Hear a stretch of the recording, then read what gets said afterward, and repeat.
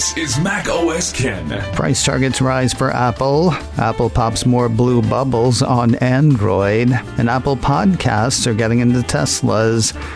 It is Monday, the 11th of December, 2023. I'm Ken Ray, and this is news from Mac OS Ken. Brought to you by yours truly and supported by people like you, patrons through Patreon. Find out more and add your support at patreon.com/MacOSKen. A couple of Apple bulls have gone even more bullish on the Cupertino company.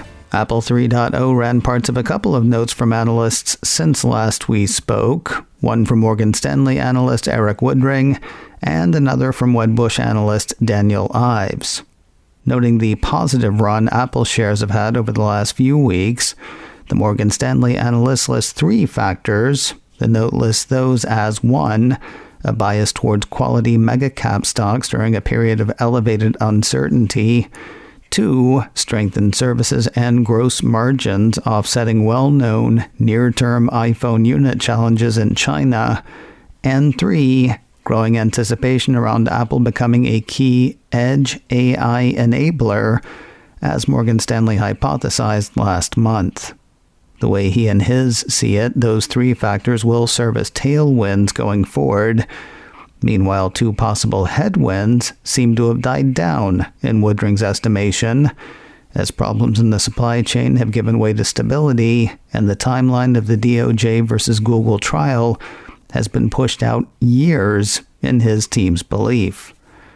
Woodring used his note to maintain his overweight rating on Apple shares and raise his price target on them.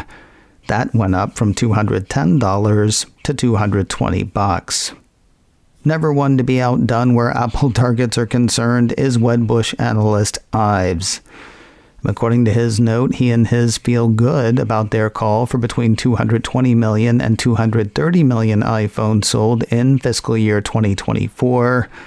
iPhone sales could actually exceed 230 million in FY24 if the current pace of upgrade activity continues into the March and June quarters.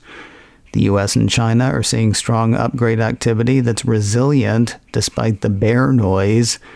And Team Wedbush figures current iPhone ASPs to be around $925, up from average selling prices of $825 to $850 over the past few years. According to Ives, with about 240 million iPhones ripe for an upgrade, and with services re-accelerating into fiscal year 24, his firm views this as the golden opportunity to own Apple for the next year. Ives used his note to maintain his outperform rating on Apple shares and raise his price target on them.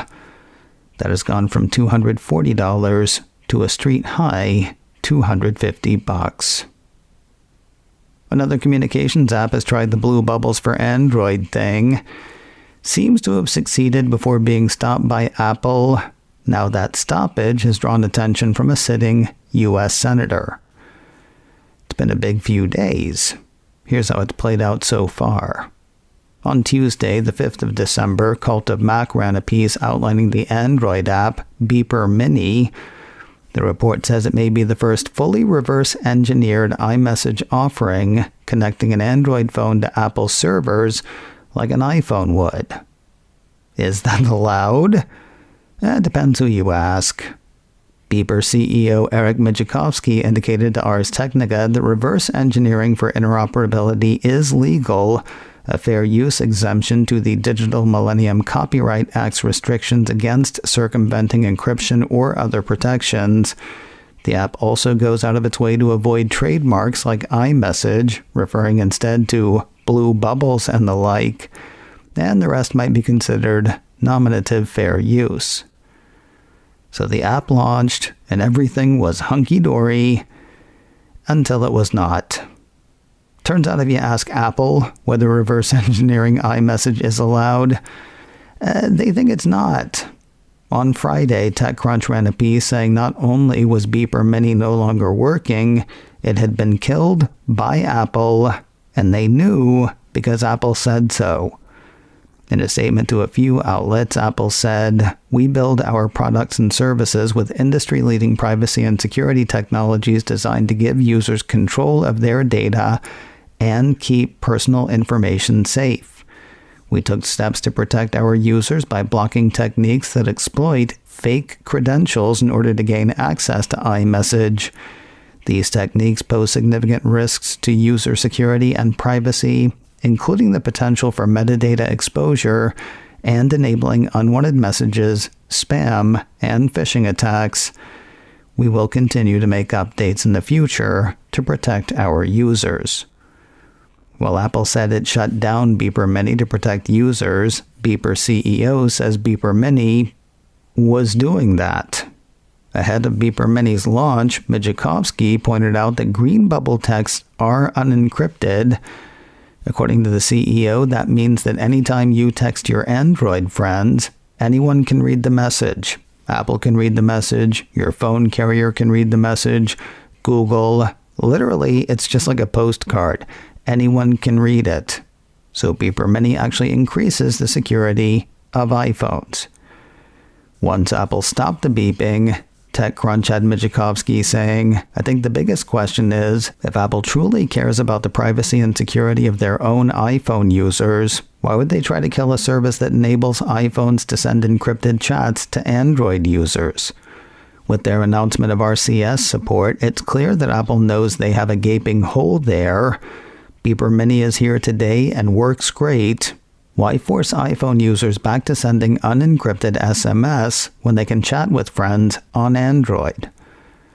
Of course, Apple pointed out in another piece from TechCrunch that it was not able to verify that messages sent through unauthorized means were able to maintain the end-to-end encryption that iMessage offers. Enter the senator. A piece from TechCrunch had U.S. Senator Elizabeth Warren, Democrat of Massachusetts, taking to Twitter on Sunday, posting, "Green bubble texts are less secure, so why would Apple block a new app allowing Android users to chat with iPhone users on iMessage? Big tech executives are protecting profits by squashing competitors. Chatting between different platforms should be easy and secure." Yeah, probably those 42 words capture all the nuances of everyone's side of the argument. Stay tuned. It seems very unlikely that this story has reached its end. Progress progresses on the next round of OS updates. A piece from iLounge says Apple has given developers access to a second release candidate of tvOS 17.2. There are significant changes expected with this update. When it hits, the piece says users will be able to see content via a sidebar from Apple and other streaming services. The store, the library, search, watch now, sports, and MLS Season Pass will have dedicated sections, along with Prime Video, Peacock, Discovery, ESPN, Hulu, Comedy Central, CBS, ABC, and more. tvOS 17.2 and the rest of the next round of updates are expected to see public release this week.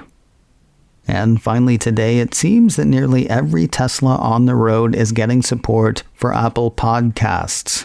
iDownload blog says this year's free holiday software update for the line of electric vehicles will add an Apple Podcasts app to the app launcher on select Tesla vehicles.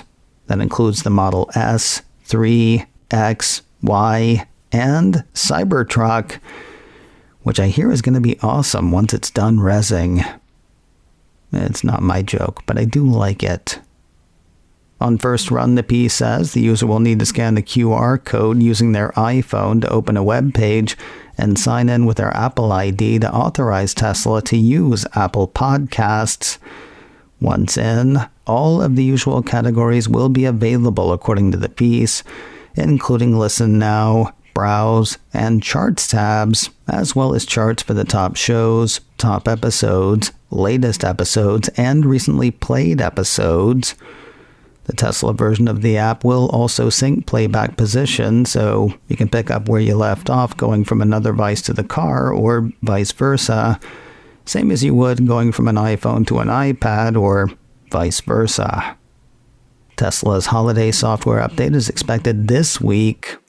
And if anybody wants to send me a picture of my show playing on the in-car infotainment system, that'd be really neat. macOS Can, brought to you by me and supported by people like you, patrons through Patreon. Find out more and add your support at patreon.com/macOSCan. Advertising handle by Backbeat Media. Online at backbeatmedia.com. You can reach me a couple of ways. Info at macoscan.com or call 716-780-4080. Until next time, that is news from macOS Can. I'm Ken Ray.